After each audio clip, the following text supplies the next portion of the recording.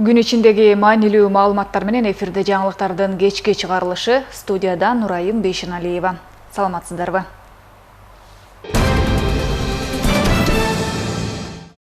Президент Садыр Жапаров бүгүн 25-июнда Бельгияга иш сапарынын алкагында падыша Филипп менен жолугушту. Бетме-бет өткөн жолугушууда тараптар Кыргызстан менен Бельгиянын ортосундагы кызматташтыктын актуалдуу маселелерин талкуулашты. Мындан тышкары эки өлкөнүн ортосундагы экономикалык кызматташуу маселелери боюнча пикир алмашуу болуп, Кыргызстан менен Бельгиянын мындан аркы өз ара аракеттенүүсүнүн бир катар келечектүү багыттары белгиленди. Жолугушуунун жыйынтыгында президент Садыр Жапаров падыша Филиппти Кыргызстанга өзүнө ыңгайлуу убакта келип кетүүгө чакырды. Министрлер кабинетинин төрагасы Акылбек Жапаров иш сапары менен Кытайдын Синьцзян уйгур автономдуу районунун Үрүмчү шаарына барды. Иш сапарынын алкагында Минкап төрагасы Кытай Евразия Экспо 8-чи эл аралык көргөзмөсүнө катышты. Анын жүрүшүндө экспого катышкан өлкөлөрдүн делегация башчылары менен жолугуп, дүйнөнүн алдыңкы компанияларынын продукциялары менен таанышып, атамекенди көндүрүүчүлөрдүн күркөсүндө болду. Ошондой эле Кытайдын Коммунисттик партиясынын Борбордук комитетинин саясий бюросунун мүчөсү, Суардын партиялык комитетинин катчысы Ма Синжой менен жолугуп, эки тараптуу кызыкчылык туудурган тармактарда кызматташуу маселелери боюнча сүйлөшүү жүрдү. Мындан тышкары Акылбек Жапаров Кытайдын бизнес коомчулугунун жетекчилери менен жолукту. Иш сапардын алкагында бир катар маанилүү документтерге кол коюлат. Ошондой эле министрлер кабинетинин төрагасы Акылбек Жапаров Өзбекстандын премьер-министри Абдулла Арипов менен жолукту. Жолугушуу өкмөт башчыларынын Кытайдын Синьцзян уйгур автономдуу районуна болгон иш сапарынын алкагында Үрүмчү шаарында өттү. Анда тараптар эки өлкөнүн башчылары буга чейин белгилеген мамлекеттер аралык кызматташуунун күн тартибинде турган 3 келечектүү инфраструктуралык долбоор тууралуу кенен баарлашты. Жолугушууда алгач Камбар ата бир ГЭСинин, ошондой эле Чаткал дарыясына ГЭС куруу боюнча сүйлөшүүлөр жүрдү. Эки өлкөнүн өкмөт башчылары ошондой эле Талас Чаткал Ташкент унаа жолун куруу долбоорун сүйлөштү. Учурда жол картасы иштелүүдө. Долбоор ишке ашырылса, өз ара соода жүгүртүү жогорулап, эки өлкөнүн туристтик потенциалы жакшыраарын белгилешти. Мындан тышкары эки өлкөнүн өкмөт башчылары Кыргызстандан Өзбекстанга көмүр жеткирүү багытын көздөгөн ленталык конвейерде жана көмүр логистикалык борборун куруу боюнча биргелешкен иштерди активдештирүүнү сүйлөштү.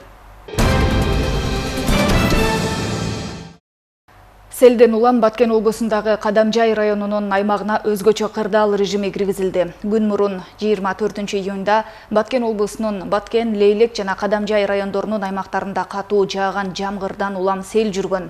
Кадамжай районунун Жеңиш айылында 1000-ге жакын жергиликтүү тургун коопсуз аймакка көчүрүлгөн. Табигый кырсыктын кесепеттерин жоюу боюнча жерлерде жумуш алып баруу, бардык техникаларды тартуу, үзгүлтүккө учураган суу, электр энергиясын калыбына келтирүү, күнүмдүк турмуш тиричиликке керектүү болгон бардык шарттарды түзүү, элдерге психологиялык жардамдарды уюштуруу, зарылчылык болсо эвакуация болгон элди убактылуу жайгаштыруу боюнча иштер жүрүүдө. Селден Кадамжай районунун Исхак Болотхан айыл өкмөтүндөгү Жеңиш айылынын 5 жаштагы тургуну каза болду. Ошондой эле ушул эле айылдын 1954-жылы туулган тургуну ден соолугунан жабыркап ооруканага жаткырылды. Учурда абалы орто. Сел 8 бодо 42 майда малды агызып кеткен. Маалымат боюнча 47 турак үйгө, 113 турак үйдүн куроо жайына, 5 социалдык объектиге, 1 кичи футбол аянтчасына сел кирип, 17 ички чарбалык жолдорго, 1 көпүрө, 12 чарбалык курулуш, 2 суу кампага, 1 трансформаторго зыянын тийгизген. Сел каптоо коркунучу жаралган учурда адамдар кандай эрежелерди сакташы керек? Өзгөчө кырдаалдар министрлиги бир катар кеп кеңештерди айтып, жарандар өздөрүн кантип алып жүрүшү маанилүү экендигине токтолду. Эскертүү алчу эрежелер. Өзгөчө кырдаалдар министрлиги тарабынан өзгөчө кырдаалдар жөнүндө СМС билдирмелерди карап туруу зарыл. Сел агымынын жакындаганын уккан соң дароо бийик жерге чыкканга аракет жасоо керек. Сел жүргөн жолдо унаа колдонбоңуз. Бул учурда кооптуу абал жаралышы мүмкүн. Документтерди жана башка баалуу буюмдарды алдын ала даярдап коюу кажет. Эгер убакыт бар болсо, үйдүн жогорку кабатына же чатырына керектүү буюмдарды ташуу зарыл. Сел коркунучу пайда болсо сууну, электр энергиясын, газды өчүрүү керек. Жаныңызга керектүү буюмдарды алып, алдын ала пландаштырылган коопсуз жерлерге баруу зарыл. Кырсыктар катталган учурда 112 кызматына байланышуу шарт. Ошондой эле өзгөчө кырдаалдар министрлиги өзгөчө кырдаалдардан коргоо максатында үй-жайды камсыздандыруу керектигин эске салды.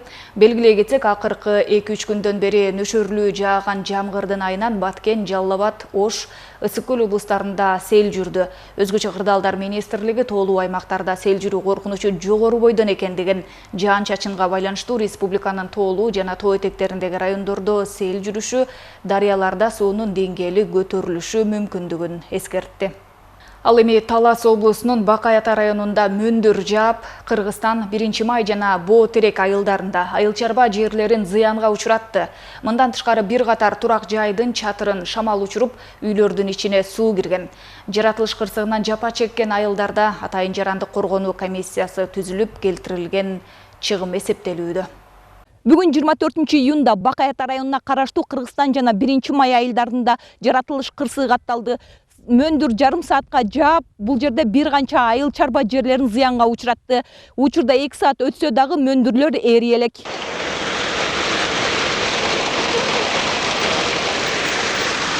Бул күмүштагы айыл өкмөтүндөгү 3 айылда жааган мөндүр, 15 мүнөттө жааган мөндүр жергиликтүүлөрдү кыйла чыгымга учуратты. Абдулазиз Жакшымбетов быйыл 6 гектар жерге төө бурчак теккен. Май айында тигилген чанактуу өсүмдүгү жакшы чыгып, биринчи суусун берген. Бүгүн мөндүр күзгү түшүмдөн куур калтырды. Биздики уже чылбыр алайын деп калган. Мунун ортосунда лезвия берип, бир сыйра тазалап, дары парызын берип койгонбуз. Ошо 1 гектарга болжолу бир 30 миңден ашыгыракка чейин тыйын кетиптир да болжолу. 30-35 миңден. Ошо 4 гектардан ашык жер болчу. Бир эле меники эмес, ушу катары менен туугандардыкы, ушу Май Кыргызстан айылы. Эми билбейбиз, эми кайта фасоль тиксек жетишеби, жетишпейби, ранный тиксек жетишеби, кандай кылабыз? Карс калып байдаткандар бар болчу. Соляркаларды дагы карс калып кайта убагында беребиз деп ойлоп атканбыз. Но чөптөр бар болчу, чөптөрдү да талкалап кетти. Анан эми жерге не тигебиз билбейбиз. Жүгөрү тигейин десек, эрте жүгөрү тигейин десек, ага бизде техника жок. Фасолдон башка эчтеке тиге албайбыз. Ал эми Айзада Анарбаева 2 гектар жерде 60 миң сомго ижарага алган. Анын 30 сотук жерине помидор, калемпир отургузуп, калган жерге төө бурчак тиккен. Жерде биздин өзүбүздүн 2 гектар жерибиз бар болчу. Анын 170-не фасоль эккенбиз. 30 сотигине помидор перезим бар эле. Азыр эч нерсеси калбаптыр. Бүттүгүн жууп кетиптир. Топурчак, жамгыр баарын алып кетиптир. Помидор перестерибиз болсо гүлдөп түйүлүп баштаган. Эч нерсе жок калыптыр. Айыл тургуну Умар Кожобеков мөндүр жааган малда талаада мал кайтарып жүргөн. Каарманыбыздын айтымында алгач катуу шамал болуп, андан соң мөндүр жааган. Бир заматта жаратылыш кырсыгы Умар аганын да ден соолугуна зыян тийгизген. Жетпей калдым, жок дегенде муру талга жесем эме болуп калат эле. Анан кийин мына башымды тостум эле, мына колдор көгөрүп калды. Түшкөндө бир жанагы эмеси чоңу кариликтердин жумурткасындай болуп түштү биринчи. Анан кийин барып майдаланып барып анан кичине майдаланып калды го. Эми рогу жерлерди барып карасаң, тиги тиккен немеден эчтеке жок го. Мен ал жерге эшек менен токтоп калдым да. Токтоп калып туруп анан ошол жерде кайра жылсам, эме ноян жалбырактар агып келип атты. Төө бурчактан тышкары жүгөрү жана эгин талаасы дагы жабыркады. Бул сиздер көрүп турган эгин талаасы 1 айдан соң чабылмак. Бирок бүгүнкү катталган жаратылыш кырсыгы эгин талаасында жарак сабалга келтирди. Учурда жаратылыш кырсыгы катталган айылдарда жарандык коргонуу комиссиясы түзүлүп, жеринде иш алып барууда. Мөндүрлөр жаап, гектарлаган жерин азыр тоштасын тактай элекпиз. Бирок фасольдорду, сафлорлорду, мына буудайларыбызды баарын баштарын сындырып күйүп кетти да. Бүгүнкү күндө мынакей азыр биз тактоо жүргүзүп атабыз. Үйлөргө чейин чатырларын учуруп, даже жанагы үстүндөгү заливкалар да түшүп калыптыр. Азыр үйлөрүн барып дагы бир 5 үйдү мен өзүм барып көрүп келдим. Дагы тактоо иретинде май айында көбүрөөк үйлөр талкаланыптыр да. Ал эми катуу шамал айылдагы бир катар турак жайлардын чатырын учуруп кеткен. Тилекке каршы көпчүлүк жарандар үйлөрүн өз учурунда камсыздандырган эмес. Катуу шамал келип эле жамгыр башталды. Анан кийин келе катуу топурчак жаады, аябай. Топурчак жаап туруп эле күңгүрүңүрдө эле сыра эле сыйпырдын 2-3 сыйпырды алып сындырып кетти. Анан могу үйдүн астын жаңы эле актаганбыз ба, айыптын астында. Бүтүн огу далеттер өчүп калды. Анан кийин топурчак аябай жаап тиги залга заливкага суу кирип, ошо менен Залдын баары көчүп калды жана заливкасы. Талаалардын баары жуулуп кетти. Мээде кымбат помидорлор тарттыңыздарбы азыр? Ошо кымбат помидор тиккенбиз бир агыр ушуну менен оокат кылабыз биз. Ошолордун баарын жууп кетти. Помидорлор жалбырак салбырактардын баарын. Кече 24-июндагы жаратылыш кырсыгынан боо терек Кыргызстан жана 1-май айылдарындагы жергиликтүү жарандар жапа чекти. Эми келтирилген зыян жакын күндөр атайын комиссия тарабынан эсептелет. Бегай Масымбаева, Мелис Элебесов, Эркинай Жумабекова, Бакай Ата району.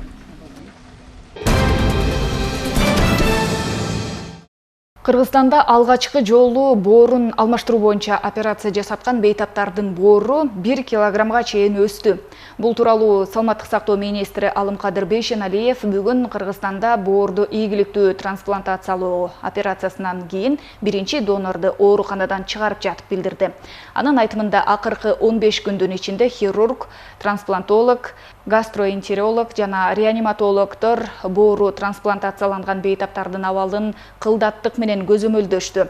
Бардык текшерүүлөр, анын ичинде гемодинамикалык жана биохимиялык анализдер, ошондой эле УЗИ жана компьютердик томографиялык изилдөөлөр жакшы жыйынтыктарды көрсөттү. Белгилей кетсек, бир бейтапка боорду алмаштыруунун баасы операцияга чейинки текшерүүлөрдү, операциянын өзүн жана андан кийинки реабилитациялык мезгилди кошкондо 50 000 АКШ долларын түзөт. Бул чыгымдар президенттик фонддун эсебинен жабылып, операция жасата тургандарга мүмкүнчүлүк түзүлүп жатат. Бейшеналиев белгилегендей, бүгүнкү күндө Кыргызстанда 17 000 адам боор оорусунан жапа чексе, анын жарымы трансплантацияга муктаж. Андыктан шайкеш донорлорду издөө улантылууда. Мыйзам боюнча программага туугандык донорлор гана катыша алат. Өлкөдө калктын саны 7 миллион болсо, үй бүлөлүк дарыгерлер борборунда катталгандардын саны 6 миллиондон аз гана ашат. Анын 4 миллион 900-ü медициналык жактан камсыздандырылган. Бул жалпы калктын 73%-ын түзөт. 67%-ын мамлекет камсыздандырган. Аларга 16 жашка чейинки балдар, 70 жаштан жогорку пенсионерлер, социалдык жөлөк пул алуучулар, жумушсуз каттоодо тургандар, студенттер жана аскер кызматкерлер кирет. Мындан сырткары 2 миллионго жакын эмгекке жарамдуу, өз алдынча иштеген жарандар медициналык камсыздандыруу үчүн төлөшү керек. Бул жаатта бүгүн Сокулук районунда түшүндүрүү иштери жүргүзүлдү. Бүгүн Кызыл Туу айылынын жашоочуларына милдеттүү медициналык камсыздандыруу полисин алуу боюнча түшүндүрүү иштери өттү. Тагыраагы полис алганда кандай медициналык кызматтар каралган жана кандай жеңилдиктер берилет, кеңири маалымат берилди. Ушу түшүндүрмө иштери боюнча биздики айылдык ден соолук комитетинин активисттери менен биз алып барып жатабыз. Себеби айылдык ден соолук комитетинин активисттери аябай ушу мыйзамды ашырууга салымдары көп деп айтып кетсек керек. Себеби алар деген ушу калк арасында милдеттүү медициналык камсыздандыруу мыйзамынын кандай жеңилдиктери бар экенин, милдеттүү медициналык камсыздандыруу мыйзамын ашырууда ушу саламаттык сактоо мекемелерге кайрылганда кандай жеңилдиктер, кандай өздөрүнүн укуктары бар экен, ушу калк арасында аябай чоң маалымат иштерин жүргүзүп жатышат. Полис алган учурда амбулатордук деңгээлде 11 базалык анализдер акысыз, 40тан ашык лабораториялык, диагностикалык жана аспаптык изилдөөлөр. Ошондой эле 50%га чейин арзандатуу менен дарылоо медициналык кызматтары көрсөтүлөт. Буга катар дары-дармектин 500 түрүн 50-90% жеңилдетилген шартта сатып ала алат. Ал эми камсыздандырылбаган учурда жарандар дарылануунун толук наркын төлөшөт. Биз ушундай көп райондорду кыдырып маалымат элдерге берип жатабыз. Анан болбой ушунча маалымат берсек да кишилер бар да билбегендерчи ушундай суроолор менен мисалы үчүн камсыздандырылгандан кийин кандай льготалар болот деген дагы бар. Ошон үчүн ФОМС мобильный приложение ойлоп чыгарышкан. Ошо мобильный приложение App Store'дон көчүрүп алып, ошол жактан бүт суроолоруңорго жоопторду алсаңар болот да. Милдеттүү медициналык камсыздандыруу полиси бир жылга 1840 сомду түзөт. Ал эми чет өлкөлүк жарандар, жарандыгы жок адамдар үчүн жарым жылга 5955, бир жылга 11910 сом деп бекитилген. Бүгүнкү күндө өлкөдө калктын дээрлик 50%дан ашыгы мамлекет тарабынан камсыздандырылган. Аларга 16 жашка чейинки балдар, 21 жашка чейинки студенттер, пенсионерлер, мөөнөттүү кызмат өтөгөн жоокерлер, социалдык жөлөк пул алган жарандар кирет.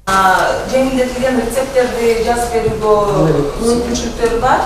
Бүгүнкү күнгө карата Сокулук району боюнча 1023 адам, ал эми жалпы Чүй облусу боюнча 11020 адам медициналык камсыздандыруу полисин алган. Андан тышкары 4144 кош бойлуу айымдарга 1 жылга акысыз полис берилген. Айдана Камалидин кызы, Самаган Тайырбеков, УТРК Чүй. Жакында 6 жаңы муниципалдык базар ишке берилет. Бул тууралуу Суу ресурстары, Айыл чарба жана кайра иштетүү өнөр жайы министрлигинен билдиришти. Маалымат кылайык, анын ичинен Кочкор районунда 1, Лейлекте 1, Ноокенде 1, Сокулукта 1 жана Кадамжайда 2 мал базар курулууда. Бул объектилердин курулуш иштери жакынкы күндөр аяктап ишке берилет. Белгилей кетсек, бүгүнкү күндө республика боюнча 44 мал базар ишмердүүлүгүн жүргүзүп келет. Ветеринардык, санитардык талаптарга жооп берген мал базарлардын саны 15 болсо, ал эми 29 мал базарда райондук жана шаардык ветеринардык башкармалыктардын берген көрсөтмөлөрүнүн негизинде ветеринардык, санитардык талаптарга ылайык келтирүү боюнча оңдоп түзөө иштери жүргүзүлүп жатат. Жарандарды чет өлкөдө ишке орноштуруу борбору Еврохантер компания ЖЧКсынын лицензиялары токтотулду. Бул тууралуу Эмгек, социалдык камсыздоо жана миграция министрлигинен кабарлашты. Мындай чечим компаниянын кызмат көрсөтүүсү боюнча жарандардан түшкөн даттанууларга байланыштуу кабыл алынган. Аталган компания Кыргызстандын жарандарын чет өлкөлөрдө ишке орноштуруу боюнча ишмердүүлүктү жүзөгө ашыруу тартиби жөнүндө жобонун нормаларын бузган. Борборго учурдагы маселелер чечилмейинче жана катталган кардарлардын алдындагы милдеттенмелер аткарылмайынча жаңы талапкерлерди тартууну токтотуу, кызмат көрсөтүүнү көптөн бери күтүп жаткан бардык жарандарга акча каражаттарын кайтарып берүү талабы коюлду. Чүй облустук ички иштер башкы башкармалыгына караштуу Манас аэропортун тескеген милиция бөлүмүнүн кызматкерлери өлкөгө келген туристтердин ички жана сырткы каттамдын жүргүнчүлөрүнүн коомдук коопсуздугун камсыздайт. Алардын бир күндүк иши тууралуу кесиптешим Нурай Кайратова айтып берет.